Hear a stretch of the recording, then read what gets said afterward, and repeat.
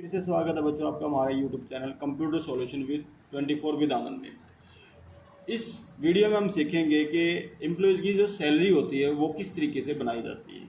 तो जैसे कि आप देख रहे हैं, मैंने कुछ परफॉर्मा पहले से तैयार किया हुआ है। इसमें हमारे पास ID नंबर है, नेम ऑफ एम्प्लॉयज़ है, फादर नेम है, जो मंथ है हमारा वो है, अटेंडेंस है वो ली हुई है और बेसिक सैलरी है। ये हमें कहीं से भी इस डाटा को टाइप कर लेना है। तो हमारे पास 1 2 3 4 हमारे इनके ID नंबर हैं, इनके नाम दिए हुए हैं, फादर नेम दिए हुए हैं और यहाँ पे इनकी अटेंडेंस है।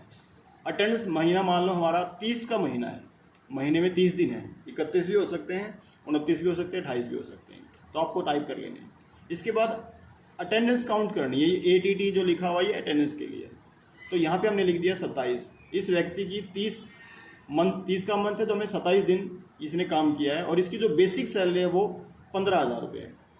अब मुझे क्या करना है इसका, मुझे यहाँ पे इसका पे सैलरी निकालनी है। तो पे सैलरी कैसे निकालते हैं, इसके लिए फॉर्मूला देखो कैसे लगाते हैं। अब आपके पास 15,000 रुपये हैं तो मैंने लिया है F3, क्योंकि हमारा F कॉलम है और तीसरी रो है। तो F3 को डिवाइड कर देंगे, भाग कर देंगे 30 से। इससे एक दिन की सैलरी निकलेगी हमारी।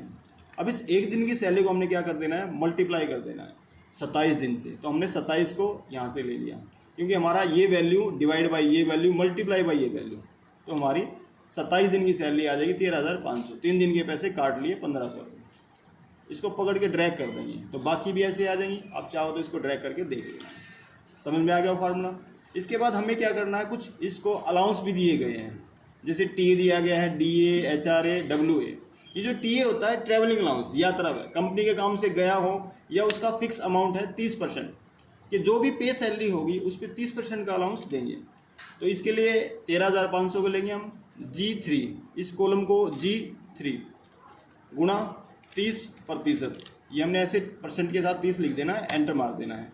तो ये 4,050 रुपये आ गए। इसको पकड़ के ड्रैग कर लेंगे हम, कंट्रोल D से भी हो जाएगा, ऐसे भी ठीक है। तो हमारा TA जो निकल गया पे सैलरी पे निकला है, बेसिक पे नहीं निकला, क्योंकि उसने काम जितने दिन किया उस पर हम उसको अलाउंस देंगे।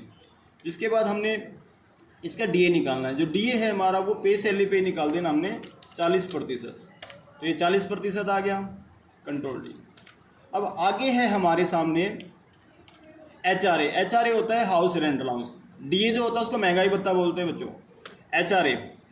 HRA जो है ये है हमारा फिक्स है अमाउंट, यहाँ पे 3500 रुपये। अब अगर ये भी परसेंटेज में हो तो आप इसका भी 50 या 40% जो हो वो निकाल देंगे हम। तो हमने निकाल दिया। अब ये जो HRA हाउस रेंट अलाउंस मतलब रहने के लिए क्वार्टर या कोई भी चीज़ दी जा सकती है, हाउस रेंट अलाउंस आ जाएगा।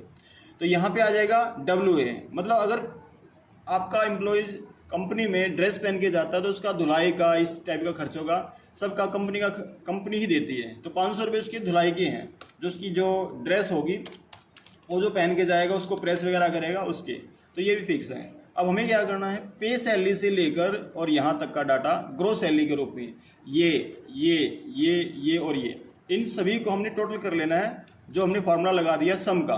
तो यहाँ पे ऑल्ट इक्वल दबाएंगे तो सैलरी आ जाएगी। इसके बाद चलते हैं ESI। जो भी प्राइवेट कंपनियां होते हैं वो अपने एम्प्लॉयज़ का एक इंश्योरेंस कर देती है, इसको बोलते हैं एम्प्लॉय स्टेचुअरी इंश्योरेंस, जो कि 2% इसकी सैलरी से हर महीने कटता है। 2% भी हो सकता है, 5% भी हो सकता है, जितना भी हो आपने ग्रोस सैलरी में से, ग्रोस में से नहीं, पे सैलरी में से, सॉरी पे सैलरी में से काटना है। ये जो पे सैलरी आपकी है उसमें से काटना है। तो इसमें से आपने इसका 2% निकाल देना है, 2%। तो ये 270 रुपये कट गए इसकी, पे सैलरी से निकाला, ये आ गया। इसके बाद होता है EPF, एम्प्लॉय प्रोविडेंट फंड। तो ये भी आपका पे सैलरी में से निकाला जाएगा। ये पे सैलरी है, इसका 12%, 12 हो 15 हो, जितना परसेंटेज हो आपने लिख देना है, इस तरीके से निकल जाएगा। अब इसके बाद है हमारे सामने लोन। अगर उसने कोई लोन वगैरह भी ले रखा है तो उसका कोई फिक्स चार्ज नहीं है। और अगर लोन से रिलेटेड चीज़ें देखनी है तो मैंने एक वीडियो पहले ही यूट्यूब पे डाल रखी है, आप उस पर जाके चेक कर लेना लोन को किस तरीके से पेमेंट में कन्वर्ट किया जाता है।